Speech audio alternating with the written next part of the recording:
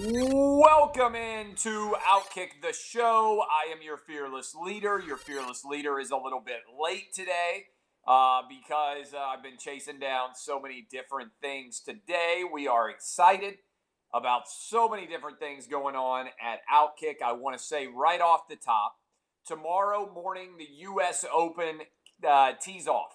U.S. Open golf tournament. It's going to catch a lot of you knuckleheads by surprise. You're not going to have gotten out of bed yet.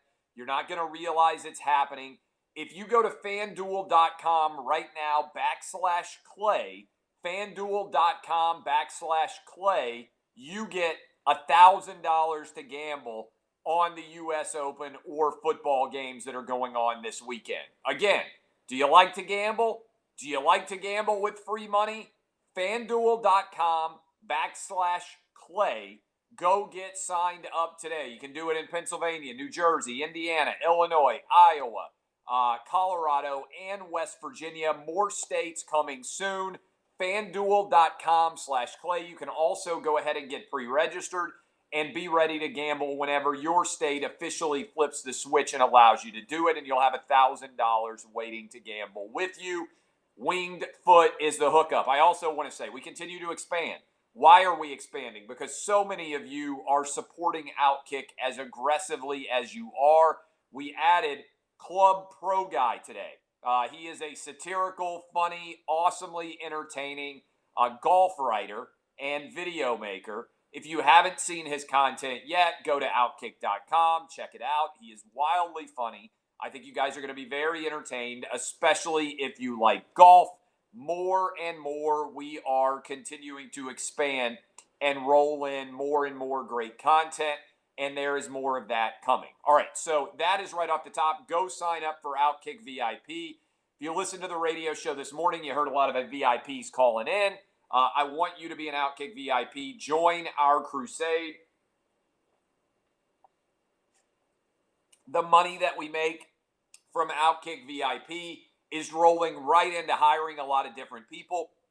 I believe we now have 10 writers at Outkick, which is a big number. We got over a bunch of employees. I don't know what the total number is now. I can't keep up with everything. But anyway, things are rolling in a really good fashion, and I would encourage you to go support Outkick. Sign up for the VIP. Go support gambling. Go to FanDuel.com /Clay and sign up. The Big Ten is back. Do you know who told you that the Big Ten was coming back for the past couple of weeks while all the Corona bros ran around and said, oh my God, there's no way we can play football? This guy. I told you this day was coming, that we were going to see football, that you were going to be able to watch the Big Ten play. All of the Corona bros out there were running around screaming with their heads cut off saying, oh my God, I don't even know what's going on in this world. What are we doing? Well, the reality is, and I can't do the full Corona Bro voice, but it's a pathetic voice. The reality is the Big Ten made it happen. Do you remember when Donald Trump called and talked to Kevin Warren, the commissioner of the Big Ten, and all the Corona Bros said, oh, what's going to happen? There's no way there's actually going to be football this fall. What in the world is Clay Travis talking about? What's the president trying to do? Well, credit to everybody. Kevin Warren, the commissioner of the Big Ten. All the people who worked so zealously to make it happen, including Big Ten football coaches like James Franklin, Ryan Day, Jim Harbaugh, Scott Frost. Credit to the Nebraska students who filed a lawsuit to be able to play. Credit to the White House, which had over 300 phone calls to try to make the Big Ten happen and provided much necessary support when so many people were saying there was no way that the Big Ten was going to be able to play this fall. We got a massive win. I was involved. I worked my ass off. You know 2020 is an upside-down world. When one of the people most responsible for the Big Ten being able to play is me. You know it's a wild time when one of the people that helped to make the Big Ten happen the most with a big audience was this guy. So, I got to tell you, I am ecstatic about this. Congratulations, the Big Ten. They will start play on October 23rd, and I'm excited to see how the season goes. 8 games, then a conference title game, but everybody else in the Big Ten is scheduled to play a game on the day of the conference title game. based on how they finish record-wise in the Big Ten. I don't know about you, but I can't wait to watch 0-8 Rutgers going head-to-head with 0-8 Illinois in a battle to see who's going to end up 0-9. It should be incredible to watch. All right, so props to everybody out there. So many people worked their behinds off behind the scenes that you won't ever know their name. You won't even ever know how much work they did, but know that this was a major battle being fought by a lot of different people to make this a possibility. Congrats to the players, congrats to the coaches, congrats to the fan, congrats to the parents. I'm excited to have it back. Now, here's the next question, okay? Did the Big Ten coming back truly drive the Corona Bros insane? Did you see the column that Christine Brennan wrote at USA Today saying this was the darkest day in the history of the Big Ten? Evidently having forgotten about Jerry Sandusky, evidently having forgotten about Larry Nassar, evidently having forgotten about countless crimes that have been committed on Big Ten campuses, a day when players are voluntarily allowed to play football, she called the darkest day in the history of the conference. This is an embarrassment to anyone with a functional brain. USA Today should be ashamed to have such stupid opinions and be paying for them. All right? Also, King Corona Bro, Dan Wolken, a.k.a. Dan Woken, a.k.a. Woken, did you see him get played by an Alabama student who sent an email saying that Alabama football team was having COVID infection parties and that he should research them? Woken immediately responded asking for more details. The only thing I wish is that the Alabama student had let him on a little bit more and we had actually seen the USA Today publish a ridiculous story about how awful Alabama football is. The Corona Bros, maybe we need to call her a Corona sis, Christine Brennan, they're losing their minds because the Big Ten is back. And maybe, just maybe, even the Pac-12 is going to be back. Because right as I sat down to start this show, the governor of California, Gavin Newsom, came out and he said, and I quote, I'm not quoting directly, but he basically said, there's nothing in state regulation stopping the Pac-12 from playing, because finally the USC players and some of the other Pac-12 players started to ask the question, hey, wait a minute, why are we the only major Power 5 conference school that's not actually playing college football? And now the governor is backpedaling and saying there's no reason they can play. So I wonder, why in the world can the Pac-12 not start play on October 24th as well and follow the exact same schedule as the Big Ten, and then boom, we get all the Power 5 conferences back? That's what I'm now rooting for to happen, okay? And also, I want the Mountain West and the MAC to come back because now they look ridiculous for not playing. Everybody should be playing college football this fall, as I've been arguing for a long time. And by the way, let me say this. There are going to be a lot of people out there who try to discredit the White House's influence in Big Ten football happening. You knew that was going to happen. As soon as this happened, all of the Corona Bros are distraught over the Big Ten playing, and they refuse to give credit to anybody in the White House or to Donald Trump for working to get the Big Ten back. Yet those same people blame the White House and Donald Trump for everything that goes wrong. Note what's going on here. Anything that is bad is Trump's fault. Anything that happens that is good, Trump had nothing to do with. Make no mistake about this. The White House was very important and instrumental in providing much needed public support for the Big Ten to be back. That is important and should be discussed. How about the Clippers? Speaking of choking jobs, Adam Silver has to be close to wrapping himself in chicken cutlets and walking into a lake in Florida to be devoured by an alligator. Because right now we are not that far away from a Denver Nuggets against Miami Heat NBA Finals. I don't think there is any way that the NBA will permit the Denver Nuggets to win the Western Conference and eliminate LeBron, because if the Denver Nuggets advance to play against the Miami Heat in an NBA Finals during the middle of a football season, there will be fewer people watching the NBA than already watch the WNBA this is a disaster that is brewing here. The NBA desperately needed the Clippers to not choke. They blew 3 straight games of double-digit leads. The game was perfectly epitomized by Paul George with an open 3, putting it off the side of the backboard. That, my friends, was an ugly performance. Doc Rivers would probably get fired if there was any actual pressure on him from Steve Ballmer. This was a performance that should not be countenanced. It should not be permitted. It should not be allowed. Losing to the Lakers would have been one thing. Giving up a 3-1 lead with double-digit leads in each of the final 3 games, that, my friends, is an epic choke job. Major League Baseball going to have playoff in place.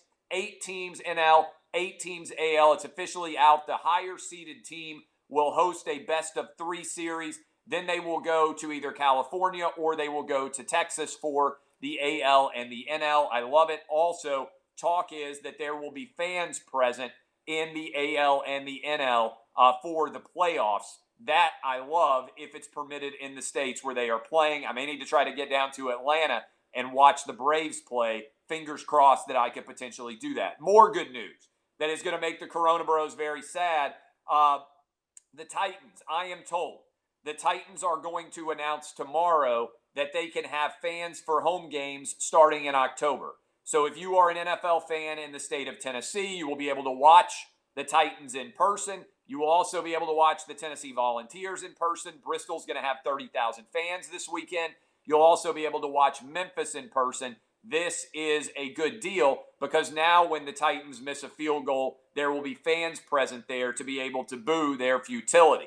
So that would start in theory in the 4th week of the season on, I believe it is October 4th, the day after the University of Tennessee would have their home opener against Missouri and have fans present for that game. Again, it hasn't been written or talked about, I don't think, anywhere else, certainly not in the national media, but the Titans can have fans again starting in October is what I am told. NFL ratings have tanked. All right, you're not going to hear it from a lot of different people. Most places are not going to cover it because it doesn't fit their preferred narrative. NBC, Thursday Night Football, down 7%. CBS, regular season, during the day, down 12%. Monday Night Football, down 17.5% for the opener, down 27.5%. NBC, Sunday Night Football, down 15%. These are major drops. Only Fox was up. The overall numbers are down precipitously, and that's despite the fact that 1 million people are not attending the games right now who would ordinarily be there, and they're now getting a huge bump in out-of-home viewing that is making things a lot better than it otherwise would be without the method of counting viewership changing this year. The opener on NBC would have been down 13%. CBS would be down nearly 18%. Fox would be down 2%, and NBC Sunday Night Football would be down 17.5%. Monday Night Football would be down a whopping 20% and 30% for its doubleheader. People are not watching the NBA because it's too woke for their interest. The NFL. The NFL, they're not watching the NBA for the same reason. The NFL needs to rapidly get back to putting on a football game, which everybody likes, and avoid trying to play politics because all it's doing is alienating people. And by the way, as the number of fans increase, the amount of booing may also be increasing before the game. But positivity here, I am told NBC, CBS, Fox, and ESPN are going to stop covering the pregame ceremonies. The Black National Anthem, the National Anthem, the Hispanic National Anthem, the Asian National Anthem, the gay, lesbian, bi, LGBTQ, SPQR, NPQ, whatever it is, all of that stuff, the National Anthem across the board is not going to be covered anymore. This is, I think, an awful disaster, all right? Whatever they're doing for the National Anthem, we have one National Anthem, play it, but ignore it if people want to try to get attention for kneeling. Positive. City of Nashville, where I live, in addition to allowing the Titans, the Daily Wire is moving out of LA. Worth paying attention to. Joe Rogan has moved from LA to Texas. Jason Whitlock, my business partner, moved from LA to Nashville. Now the Daily Wire, Ben Shapiro's joint, is moving to Nashville as well. First of all, welcome to my hometown. Secondly, why are people in the media industry fleeing LA? because it ain't that good of a place to live anymore. With all the restrictions from the coronavirus, suddenly people are looking up and saying, why am I paying 13% state income tax when I could live in Texas, Tennessee, or Florida, play zero? And I can live in a lot better place, raise my family in a better environment. I don't want too many people from California coming, but if you got a great media company, I welcome you here to what I consider to be an important new universe of media that Outkick is certainly leading the charge on as we rapidly evoke and continue to grow towards our $100 million plus valuation, which we basically are on. A couple of other things. Undisputed. Remember when Skip Bayless went off on Dak Prescott and everybody on Twitter lost their minds? Monday's Undisputed show is one of the highest ever. Controversy equals ratings. All of the attention helped Skip Bayless produce more ratings, all right? People sometimes say, oh my God, there are people saying mean things about you on the internet. You know what I say? We had 5 million more readers in August than we had in July. We had 1 million more listeners in August than we had in July. Let people say whatever bad they want to say about me, because you know what it is? The best free advertising I can get. All publicity is good publicity unless you're facing jail time. And so far, I ain't facing jail time. A couple of other things that I think are worth mentioning here. That is pretty much it. Congrats to Undisputed for going over 300,000. Congrats to Club Pro Guy for joining Outkick. Go sign up right now. Get your U.S. Open gambling picks in.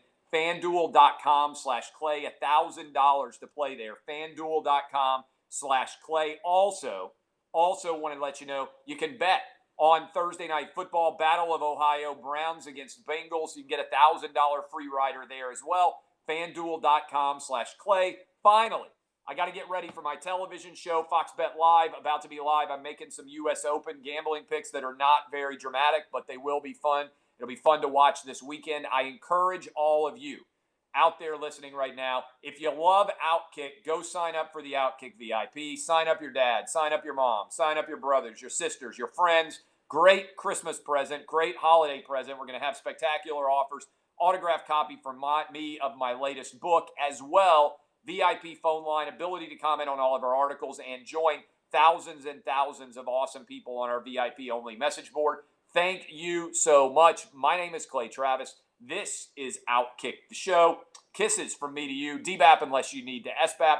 Congratulations to Big Ten fans on being back. Remember who had your back and also who told you that it was going to happen back when the Corona Bros were telling you it was impossible. Also, thanks to everybody. I just saw it in the comments for a second there. Thanks to everybody watching on YouTube. We have over 100,000 subscribers on YouTube now.